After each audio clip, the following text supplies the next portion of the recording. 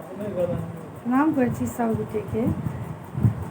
आइ हम एकटा कृष्ण जन्म सोहर लऽ कऽ एलहुँ हेँ।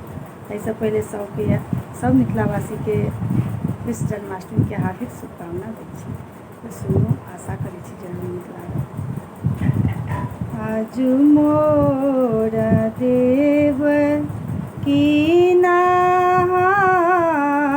नहाएली चलली अपना गृह रे, ललना रे करू वासुदेव जी संग की पुत्र फल पाए बरे, ललना रे करू वासुदेव जी संग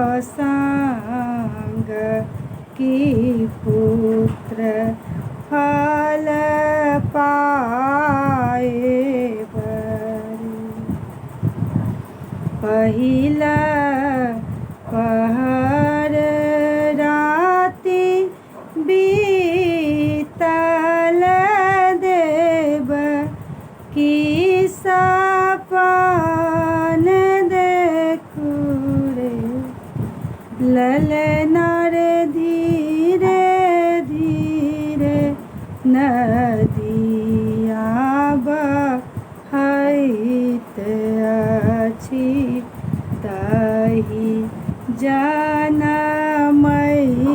अछि रे, ललना रे धीरे धीरे नदिया बहैत अछि, ताहि जनमैत अछि रे। दोसर पहर राति